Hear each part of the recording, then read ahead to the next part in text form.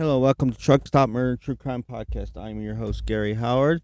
Hopefully, everybody's doing well today, depending on where you're listening from. In the summer, down in the south of the world, or the north, dealing with all these storms that be coming through, frigid winters and blizzards, I guess you could say. And I see that we have one coming up soon. So, hopefully, life as a truck driver, though. I've already had to stop once. But if you're a return listener, thank you for coming back and checking me out. Sorry it's been so long between episodes. I'm trying my best to try to do one every time I do a reset, which usually by every 8 days. I'm really trying to do every week. But life as truck drivers, busy working 14 hours and then researching and doing all this. But I do enjoy it, and my wife listens, and she really enjoys my episodes. But if you're a new listener, let me tell you a little bit about what I do. I am a truck driver for Prima Express. I traveled to 48 states. During this time, I have to stay at truck stops. And this show, we talk about the truck stops, what they have, just in case you have to be traveling through the area and want to stop. And one of the day, there's that truck stop that Gary was talking about. Let's see. I remember they said we could eat there, and let's see what people, if the reviews are actually true or just a bunch of crybaby truck drivers. And I talk about murder / kidnapping or crime, true crime that happens around it. I like true crime on it because I don't want to be limited to murders, but they may or they might not be a murder involved in. I guess you have to stay to the end of it. Today we're in Corning, California. It's been a while since I've been there. My company that I work for currently does not really travel that area a lot. But it's been a few years. I was at the Love's Travel Stop number 410 in Corning, California. If you want to know where it's at, it's along I-5. It's 2120 South Avenue, Corning, California. Exit 630. That is a high number for exit, I guess, because north and south, a lot of exits usually don't go. Then again, Texas does have an exit 890. It's a mile marker where it's located at. But yeah. And Love's Truck Stop. So right now, it's 7:30 Eastern time right now. They will be on Pacific time. And as of an hour ago, all this information I'm giving right now is from Trucker's Path. That's an app that you got on the phone for truck drivers. You can find truck stops, what's there, how many parking. Mainly, a lot of truck drivers use it to find out if there's parking. So if you're heading that way, there's some spots left. As an hour ago, there's some spots. Right now, I'm actually right south of Toledo. Let me see. I'm in Mulberry. Sorry, I had to step away my mic for a second. I'm in Mulberry, Ohio. So I'm not in Corning. I was when I first initially started this podcast, I wanted to do it, but where I was at, and I just realized how it'd be kind of hard to do that because just trying to get enough information in on the episode to make it sound good and not just reading from Wikipedia. I couldn't do it. So with this, I can actually, when I'm driving, I can listen to audiobooks or I can listen to other podcasts, put other information together, see what collaborates and go that way, or YouTube videos. So that's why I love them. I think I did the Lily Lid Murders was the only one that I did that, and hopefully it did good. If you listen to that, the Lily Lid Murders, let me know how you liked it. I'm always up for criticism, maybe negative or positive. I had gotten some positive from a few people, but I'm not getting the outcome of it, responses. I've only had one person go tell me to fuck myself, I suck. But if you want to say that, just tell me what I suck at so I can correct it. But yeah, the Love's Truck Stop. It's overall, there's a 3.1 rating. Now there's other truck stops there, but I'm going to go with the Love's Truck Stop. There's a TA and a Petro. It has 130 parking spots, 15 showers. So hopefully, if you need to wash your ass, it's not too busy. All the rest of this stuff, Wi-Fi, everything that truck stops have. And did I tell you the exit? It's exit 680. Yeah, I already told you all that. The address of it in Corning is right north of Sacramento. If you're going that way, not too far from where the crime happened at in Westwood. So if you're traveling through the area and you want something to eat, I try to stay within about a quarter mile from it. And it don't look like there's the Love's Travel Center. You can have their hot dogs, which I love their jalapeno cheddar cheese hot dogs. Just, to me, they're just nothing better on, and it's like two for $3.50. I do enjoy them. And then there's a Denny's for, it says 69 feet away. Denny's just a breakfast place. There's a liquor cabinet, liquor store there too. Mm-hmm. And then I try to stay, like I said, quarter mile. Let's see where. So you have plenty to eat. Food truck. There's like a Mexican food truck that's right there. So you get your tacos, fajitas, maybe some El Pastor. There's an Indian restaurant. There's Jack in the Box, 15 beer and wine, and Iron Skillet. McDonald Iron Skillet's American traditional place where you can sit down. Matter of fact, I'm at a pet show right now which has an Iron Skillet. And McDonald's, Arby's if you want to eat that mystery meat, Subway, another Mexican restaurant. Well, there you go. Another Mexican, Amigos de Acapulco, Acapulco. I don't know. I'm just gonna hurt myself if I say anything. So yeah, you have a variety. You eat everything from Jack in the Box, some Indian restaurant food, and of course you get from the taco truck. So you have something to eat if you want to go there. So let's see what people think about this truck stop, if they like it or not. 3.1 star review. I'm not looking like they care too much about it. And the food is a 3.3, parking is a 3.6, showers a 3.2, and service is a 3.2. Let's see what the first review is. This place is clean. It's a 4-star review. It says this place is clean and friendly. I enjoy my stop here. But why? Why did you take away the 1 star? I don't know. This guy, because here's the 1 star. he brung it down here. This guy thought the parking lot was dirty. Dirty parking lot need to dump garbage cans over full. Now I'm reading it like they said. I know I can't read. Obviously, you might listen to me, I'm a mush mouth and babble through things, but I'm gonna read these as they said, how they written it. Here's another 1 star. Terrible. Okay, why is it terrible? I don't know. Here's a 1 star review. Shower number 2 was dirty. Looks like someone cleaned their dishes in the shower, and the shower people smeared it all on the walls. It was still in the shower and the drain. Just disgusting. Water pressure was down, but not bad, and the water was super hot, little more than lukewarm. Was super hot, little more than luke. That don't make no sense. Was super hot, a little more than lukewarm? Okay. Another one, terrible. Probably probably the same guy before.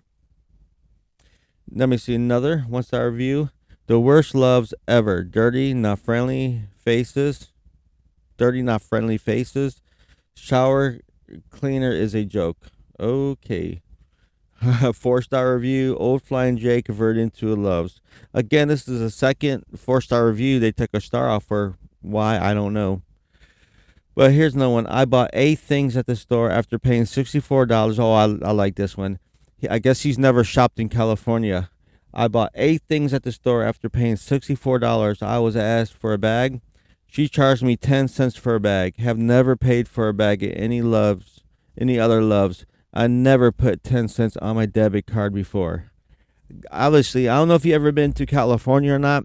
They charge, I guess, it's a good bag, it's a heavy duty bag, but keep people from just, plastic bags flying all over the place and trash, and kind of reduce, because California's really eco-friendly state, I guess.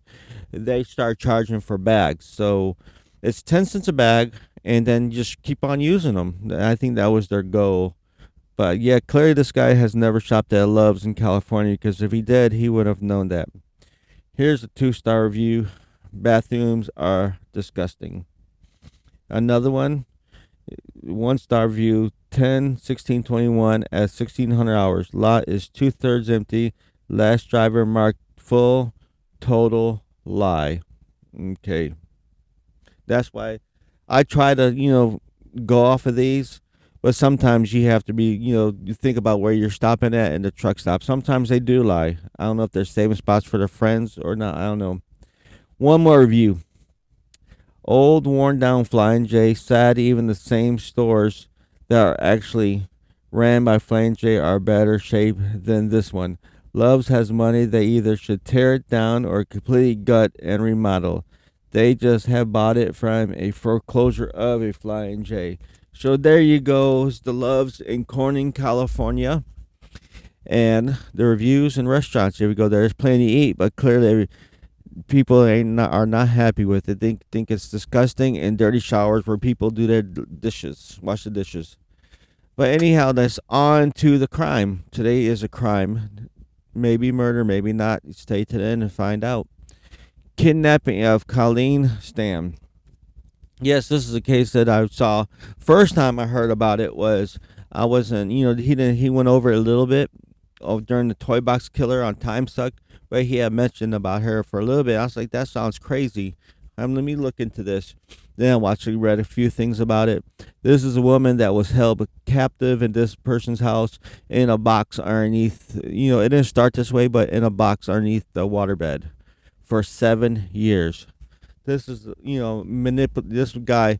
Well, you'll find out how hard he brainwashed, how badly he brainwashes women, so bad that it's just. Well, we'll find out. Listen in. If I caught your attention with that, 7 years of kidnapping, brainwashing. Well, here we go. We caught Colleen Stam. No, it's Colleen. So I'm thinking it's Colleen Stam. I watched a bunch of videos on it, and It's been a busy day. Been fighting with this Petro's Wi-Fi. As a truck driver, I have to depend on. That's another thing. A lot of times, I just don't have Wi-Fi. My phone. It's not the best. I mean, it does have good service, but in order to use my computer, I have to use the hotspot. But they limit you, which don't make sense to me. They limit you to the hotspot. But I have unlimited high-speed data, but I can only use so much. If anybody can explain to me why, I tried asking one time, and they're just, because, sir, you only get 20 gigabytes of hotspot. That's just how it is, sir. Use 20 big, you can't. Fucking idiot. So if anybody could tell me how a phone could have unlimited high-speed data but limited hotspot, seems like it'd be using the same source. But anyhow, yeah, in 1977, Colleen was hitchhiking to a friend's house in Westwood, California, through Eugene. She lived in Eugene, Oregon, where she lived with her dad. No, her mom. She lived with her mom. Her dad lived in Riverside, California. She was living there at first, but she wanted to be closer to her mother, so she moved up. Now, on different sources, have them swap back and forth, but I'm gonna go with that. That's the one that's mostly used. But yeah, so she wanted to visit a friend that was in Westwood, California, and she decided to surprise her for her birthday. Now, for some reason, she didn't really tell nobody because she wanted to keep it a surprise. She might have told somebody, but it was very few people. So yeah, so she went out and started the car, and it wouldn't start up. Now keep in mind, this was the 70s, where a lot of people just hitchhiked everywhere, whether it be 3 miles, but people just hitchhiked. People were friendly. Like, that's why. Actually, this is around the same time that Ed Kemper was doing his deeds going around, and this is how he was like 6'7", and people was around the college and hitchhiking, picking up hitchhiking girls. Maybe one day I'll do that case. I'm not. Maybe I need to slow down. That's what I need to do, and we'll start getting tongue tied. But yeah, she started hitchhiking from her home in Oregon to a friend's home in Northern California. Like I said, Westwood, where she was having a birthday. Now, first she's on her hitchhiking. Hopefully, you don't see here my papers rustling around. My friend Ray criticized me about that. You're unprofessional. But when she left there, she had got a ride from a college student that went about 36 miles, not too far, but to where Westwood was doing, about Cottage Grove. So she got to Cottage Grove, and from there she got rides from different truck drivers to Red Bluff, California, which was right west of, where she was going to, about 30 miles, 36 miles. It was about 30. Well, she had to travel 36 east to where she was at Westwood, California, and that was about 85 miles. So that's what she was looking for, get a ride through there. So that's when she passed up a few rides. She's not stranger to hitchhiking, so she knew who to take rides from, who not to take rides from. So she passed a few rides up. Passed the one had 5 guys in it, and she's like, well, 5 guys there and one of me. This is not. And of course, she was a 20-year-old girl. She was not the biggest. She was not petite either, but still 5 guys. So that's when Cameron Hooker and his wife Janice rolled up in their car with their child. So when she saw them, she believed that there would be no problem. Who's going to use a family, kids? That should be fine. So she jumped in. It was just her in the back seat alone. So on the way, they started driving. On the way, they stopped at a gas station. She said that when she went to the restroom, well, Janice and the daughter went into the store to buy stuff while he pumped gas. So she went and used the ladies' room. And while she was in there, she said she heard a voice tell her to jump out the window and run. She believed that was the voice of God or an angel or somebody. But she kind of blew it off. Thought, no, that's just I'm acting crazy. There's nothing's going to happen. I'm worried about nothing. So she went back to the car. At this time, the family was back, but there was also a big wooden box that was also in the back seat that wasn't there before. And she's like, "Well, that's kind of strange, but you know what? Whatever. I'm just gonna leave it, let it be. I'm not gonna say nothing." So they went on their journey. On the way there, they said they want to stop by this creek bed or river bed where they'd like to stop at and play in the water, let their daughter play in the water. So they asked her if she minded. She said no. So they pulled over. So as she's watching Janice and her daughter playing in the creek, she couldn't see Cameron nowhere. She was like, I wonder there's them. Where's him? At that time, he jumped in the passenger seat where he had pulled a knife and put her to her throat. And then remember that wooden box? So he got her. Obviously, he's kidnapping her, put that wooden box on her head, which was designed to wrap around her neck with a hole, lock it up, but it was very insulated, so nobody could hear. She screamed. There was no light coming in, so she didn't know where it was going. It was light, sound, and with only fresh air entering. So they put it on her, and that time, of course, I can imagine she's scared to death at this point. She didn't know where she's going.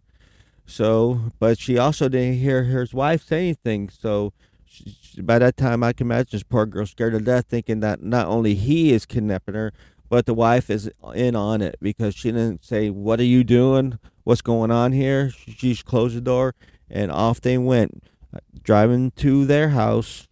Okay, let's talk a little bit about before we get to the house. Let's talk who Cameron is. Cameron was a lumber mill worker at Diamond Industrial Lumber Mill, and Janice was his wife that he met. She was when he was 19. At the time of this happened, all this was going on. He was 23 and she was 19. So when she was 16, 19, he actually got together. They had met through a blind date type of mutual friend, and when they got together, they clicked and decided they wanted to do some dating until one day.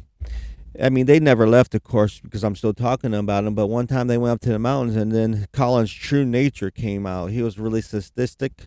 I guess he liked really violent, sex. So he had chained Janice to a tree and was whipping her, and that's what turned them on. And then even after all of that, that's when they end up going to Reno and getting married. But yeah, that was his true nature. I guess he got sexual enjoyment out of beating, people whipping him. But yeah, so this went on for a while, and Janice was just getting tired of it. You know what I'm saying? But she didn't want to leave. This is back in the 70s. Women just not leave their husbands. But she also wanted a child, so they had reached an agreement. If she could have a child, that they will capture a sex slave to take to their place. Because up until then, like I said, Cameron had been using Janice to act out his sexual bondage things. So there was no. But the thing was, if they do get a sex slave, he could do anything he wants to her. But no circumstances there should be no sexual penetration. Only Colleen, and that was the agreement. And of course, he agreed to it. Fine, he could do anything he wanted to her, but only no sexual penetration. That was for Colleen. That was for Janice only. But later on that would change, of course. After I tell you, of course, this guy don't keep to his word for nothing. But that later changed on the first night of her kidnapping. Well, actually, I say that in my notes, but it was actually later on. He actually held up to his, I think actually on the first. Never mind, I read my notes wrong. But yeah, so he kept that. He wanted to stay faithful to his wife on that. Stay to his bargain. They planned. But yeah, on the first, so they get to the house and they live like they had a basement and it was a two-story house. So they brought her to the basement, where he already had set up like a pulley system on the ceiling. So he had strung her up. They had her stand on a. Keep in mind, this box is still on her head. They had her stand on the cooler, tuck off all her clothes, put her hands up in the air, and kind of had her like hang there physically. You know, I guess kind of like hanging from the rafters. I guess you could say the rafters of the building. So she was dangling there, very painful. Strung her up by her hands, and that's when he started attacking her. Left her blindfolded and spinning while the two had sex right underneath her. So there, just picture the. She's in there dangling from the rafters, just having sex underneath her. And after they got done, that's when he went and started beating her more with a cat. Here we go. He just started torturing her after he kidnapped her. And this went on for a while. Eventually, I guess he had built a box for her. Not the initial, the later box this is a more spacious box that he put her in. And then that's when, while she was still hanging there, he built this box. He also built this thing he called the rack. So when he wasn't having his pleasure with her, he'll have her in this box where he'll keep her chained up. It was just enough room for her to kind of lay in there. And then he'd bring her out to this rack where he tortured her for a while. Of course, he would have her covered. Of course, when people come over, they don't want to walk down in the basement and see her, and that there should be right there. So, being where it was at, they're afraid that somebody might see her. So they end up moving to a single wide trailer where they don't have the basement no more. So they had to build a box, they had a waterbed. I guess this is when waterbeds were cool, and they built the same box, kind of like a box underneath the waterbed, where that's where she would stay at pretty much 23 hours during the day. And the only time she would get out is when, of course, Cameron wanted to, you know, have his way with her. So after her kidnapping, Colleen stated that she was tortured and kept in a locked box 23 hours a day until she was given. And this is what saw something on I think it was a magazine or something like that, where it was something called the company, where he saw like a slave organization. So he had his wife print out like the page that he saw it on, and it was a contract. And he went there and forced her to sign a slavery for her life, said, "You will be my slave." He came in and said, "They found you. They know you're here." So Colleen, of course, was ecstatic. She thought somebody was going to rescue her. But when he showed her the contract saying, "Nope, this is a company of organized people around the United States that have slaves, and they found out that you're here, they want you to sign this contract." The first stated that Cameron led her to believe that she was being watched by a large, powerful organization called the Company, which would painfully torture her and her family if she tried to escape. This is where really manipulated, because she really thinks that this company really exists. Colleen became a slave referred as Kay, was forced to call Cameron master, and was not allowed to talk without permission. Cameron wanted Colleen to be like more of a female character in a French erotic novel, Story of O, I guess.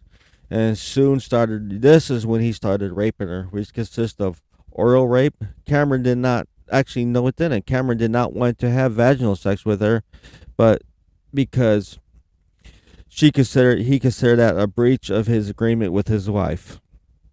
Okay, so I guess it's still oral rape is rape, but he didn't have vaginal intercourse with her. Instead, he raped her vaginally and anally with implements. He just did not use his penis.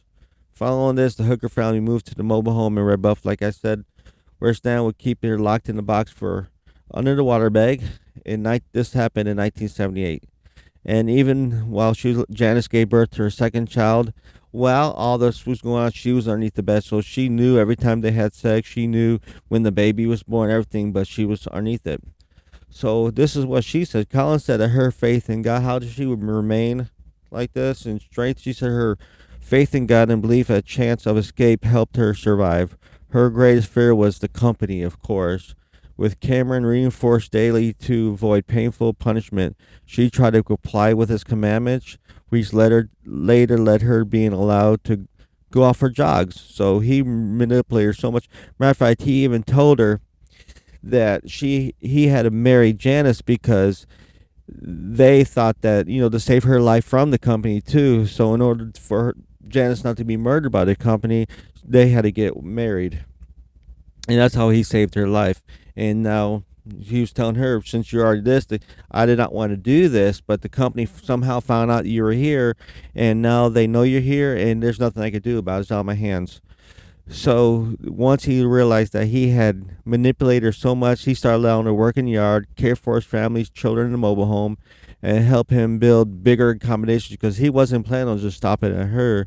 He had planned on having more sex slaves, like an underground dungeon for more slaves.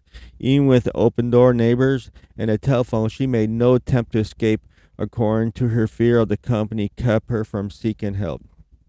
Additionally, Colin was allowed at this time, she was even allowed. This is what really, got me interested in this case. At one point, she was even allowed to call her family and, talk to them.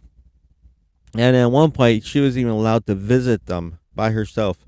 First, well, he was with her, but he had left. This was in 1981. So keep in mind, this happened in 77, 78, 79, 81. Now, keep in all this, while this was all going on, this was in 77, so there's no her family's looking for her, and they don't know where she's at. They're going tracking back all her steps, but because of 77, there's even 81, there's no cell phones, there's no GPSs, there's none of the modern technology we have now. So finding her was a lot difficult, different than it is now. Now you just cell phone. Everybody has a cell phone. Just track her on her cell phone. If it's on, it'll show everywhere she's been at. So they're looking for her. So in 1981, but when she was visiting her family did not want, but did not reveal any of her situation to her family for possible consequences because he said the company said you can visit your family, but they had already set up a stationary outside. So if anything goes wrong, they'll come in and kill everybody if necessary. I guess keep their Lumigati secret. I had to say that. But yeah, her family thought she was involved in a cult because of her homemade clothes, lack of money, and absence of communications over the years. They did not want to pressure her, fearing she would stay away forever. So they were just happy, that she's home. And same thing with her. She was just ecstatic to get the fuck out of the box and seeing her family that she's missed for many years. So the next day, Colin returned for a second visit with Cameron posing as her boyfriend. There's actually a picture of them because they hung around and they were so happy about visiting her family, who was therefore able to take a photograph of Cameron happily smiling. When I saw this picture, I'm gonna find this picture and I'll post it up on my social media page, Truck Stop Murder True Crime Podcast. So, as a matter of fact, let's talk about that. I like to see how everybody's doing. Tell me about your travels. Be more communicative. If you're on there, just tell me about your different journeys around the United States. I like to know where have you been, what you've seen, and share with the group. I'm trying to get this more social. Back to the story. According to Colleen, Cameron feared he had given her way too much freedom and took her back to his mobile home where he locked her in a wooden box, backed her back in the wooden box in bed where she remained 23 hours a day for the next 3 years. Of course, bodily function was used with a bedpan, and she positioned herself where she positioned underneath her feet, so she had to usually just pull it up. The hooker's children were told that because at this time she was the housekeeping them, but they told the children that Kay had gone. However, once the children had gone to bed, Cameron would take her out of the box to feed and torture her. Of course, torture is still there. That never stopped. She was reportedly not allowed to make any noise, had to lie still for 23 hours at a time in the dark with little air to breathe. During the summers, these conditions was extremely harsh and on her, as the temperatures in her box will raise over 100 degrees. To feed herself, she ate scraps of food. As a matter of fact, at one time, I watched an interview. She had mentioned how a mouse went in and joined them. Hopefully, he wasn't scared of mouses. I can imagine being stuck in a mouse. I know my wife. I don't think my wife would have been too worried about a box, but holy shit, if she was stuck in a box and a roach went in, oh my god, she would have busted out of that. No doubt in my mind. All right, but anyhow, in 1983. Now, keep in mind, right, not too long after that, when she did get released, she kept him in there. I guess they had let her out of the box here. You figured out 3 years. She could be trusted now. So they even actually let her get a job. So it was not until 1983 that Colin reintroduced her to the children and neighbors. She was also allowed to get a job as a maid at a motel. I guess he was hurting for money, what I read about. So they decided might as well use her. She already brainwashed. If she could go to her family and not say nothing, what's the chance of her? And of course, she was been with the neighbors, everything like that. She was so manipulated, believing that this company existed, that she wasn't talking to nobody. So Cameron wanted to stand to become his second wife, and that's when, at this point, that was the turning point for Janice. Now this is when he wanted to be his second wife, and that's when they actually started having sex. Janice, confessed that she started with her first date. She also had been. She stated on her first date she was also tortured and brainwashed and referred to as a whore over the years by Cameron. Janice further stated that she survived their relationship by engaging in denial and compromising. And that's where this girl came in. So in August of 1984, now this is when I hear different things.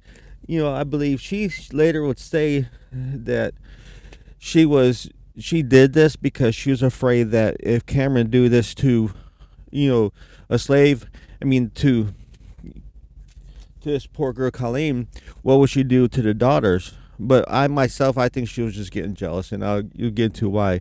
But yeah, but she said she beginning struggling with herself, and went to Colleen while she was working at the hotel, and told her about that there's no company, so that the company never existed, and you need to get out of here. But she would. I read in some places she said the company did exist, but Cameron was not part of it. The whole contract was fake. But also I read in some places where she just told him that none of it was true. And told her it's best for you to leave. But like I said, she said that she did this because she was afraid that Cameron might start doing the same thing to her daughters. But like I said, at this time, he started having sex with her, Colleen as well, which was against their agreement. So I think, personally myself, I think she got jealous because not too long after that, she also after they went home, tried to act like none of this conversation happened at first. But then the following day when he left, that's when Colleen jumped on a Greyhound bus and was headed home. But right before she headed home, she had called up Cameron and said, "Hey, I'm leaving, and there's nothing you could do about it." And he just started crying. Leaving. He said leaving. He reacted by bursting into tears. So she caught a bus home. In the months that followed, she did not contact the police, but continued to call the hookers regularly. She explained this later on the trial, saying that she wanted to give Cameron at Janice's request a chance to reform 3 months later. So I guess she was hoping this is why somehow maybe. But then again, Janice did report her husband to the police also. So that whole Janice, I don't think she's. And with all that being said, she actually got immunity from it all. You really get, if Campbell is here, he'll definitely get the rage going on here. The woman helped her kidnap this woman for 7 years, stood by idly while he sexually assaulted her, tortured her, then raped. But when she started having sex with her, that's when Janice decided that no, that's far enough. Now she wants to tell the truth, report to the police and everything. So, but yeah. Chris Hatchett, a forensic psychologist and criminal profiler, testified at Cameron's prosecution at the start of 1985 trial, and Janice testified against her husband in exchange for full immunity in the end. So yeah, there you have it. Yeah, I'm just kind of muffling through this because when I first, even reading my notes back again, it just kind of blows my mind about the whole thing, how she got full immunity. Matter of fact, watching interviews on it, even her, Colleen, had her mind blown because how the immunity, because she was there, she knew what this woman had pardoned. But yeah, so full immunity. At the end, Cameron was sent to consecutive prison terms, totaling into 104 years. So you, sir, be gone with you with your 104 years of sexual assault, kidnapping, and using a knife in the process. Originally, he was eligible for parole in 2023.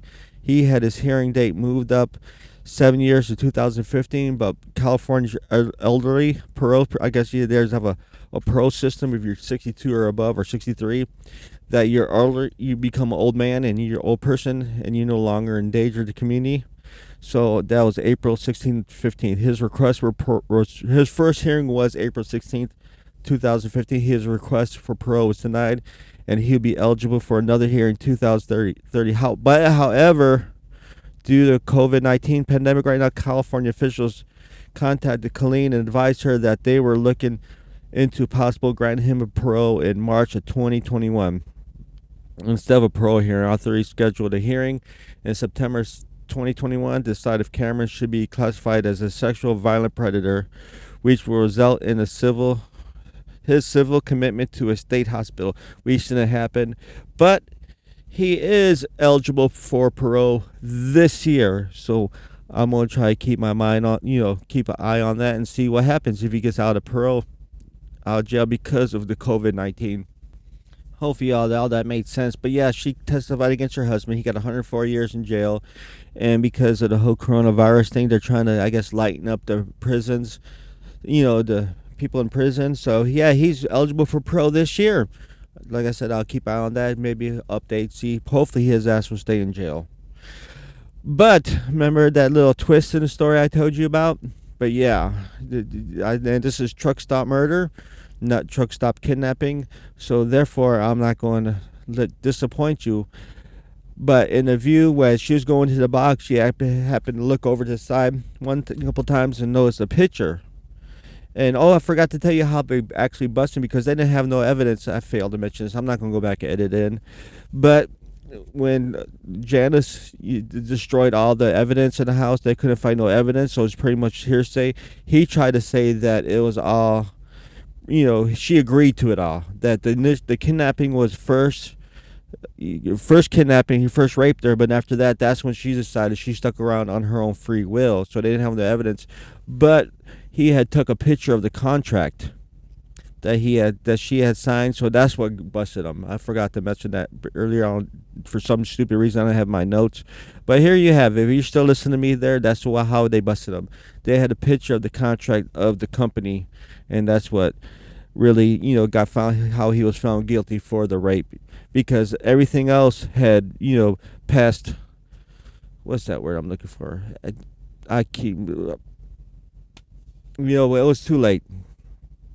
So, but yeah, during this time when she was going in the box, she saw a picture of a woman, and this woman had to be a Marie Elizabeth Spanhickey, a previous victim whose body was never found. So yeah, when she was at the police station, she informed Lieutenant Jerry D. Brown of Red Bluff Police Department that Cameron had kidnapped, tortured, and murdered Maria Elizabeth Spanhickey, who had disappeared in January 31st, 1976. Authorities were unable to locate the remains of the woman due to the lack of physical evidence. No murder charge was ever brought to him, but because of the there's no, I guess, no body, no crime. I guess we're saying they didn't want to push the situation. Since there's no statute of limitations, that's the word I'm looking for, of that. So that's always there, and they're waiting to find the body, which they never have. But Marie Elizabeth Spanhickey, I don't know how, Spanhake.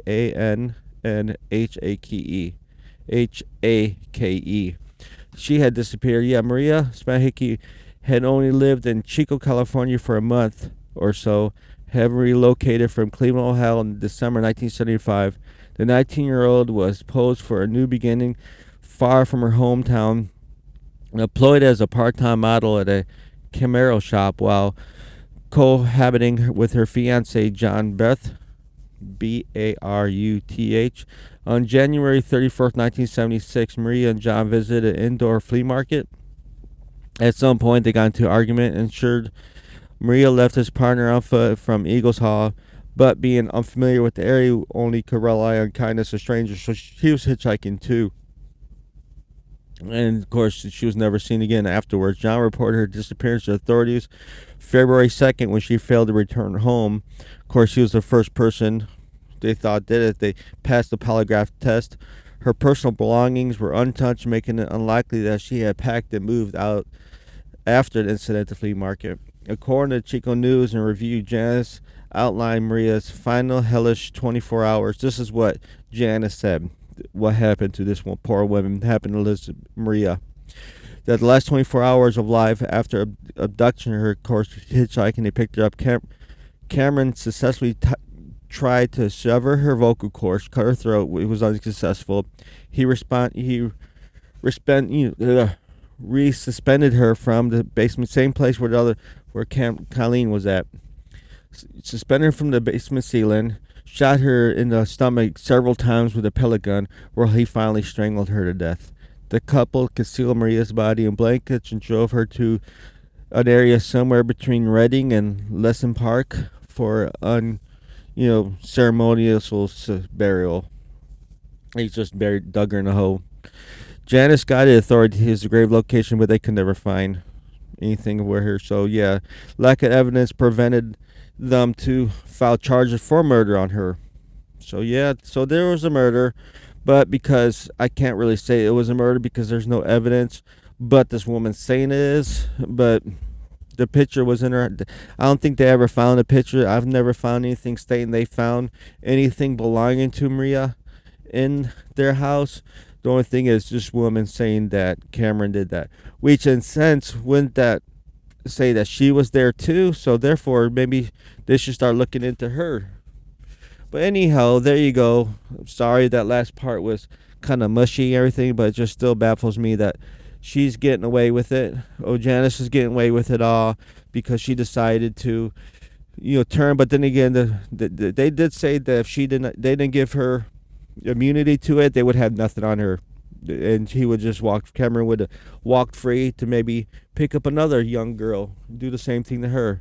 But yeah, 7 years locked up in this box and manipulated her mind, so bad that she really thought a company was going to hurt her and her family if she ever said anything about it. But there you go. There's a story of the kidnapping of Colleen Stan and the murder of Elizabeth Spanhickey. I guess I'm saying that right. If you like that, thank you. Always share with a friend. You go Google me, find me on social media, Truck Stop Murder and True Crime Podcast on Facebook. Please join my group. I'm always up for. Also, you can find me on YouTube at Truck Stop Murder Podcast or Truck Stop Murder. Join there. I'm trying to be able to go live on there, but I need 1,000 subscribers. Please help me out. Also, if you're a TikToker, go to Sceneries and Cemeteries. You can also find me there where I record different cemeteries I like to go to and sceneries where I stop at as a truck driver. So I do that as a TikTok. Come join me there. Also, my email is Gary at truckstopmurder@gmail.com. I always get so tongue-tied at the end of these. The hard part's done, and I just don't know what to say when I say goodbye. But yeah, Truck Stop Murder, True Crime Podcast. Also on Instagram at Truck Stop Murder, at Twitter at Truck Murder. Yeah, follow me in all them places.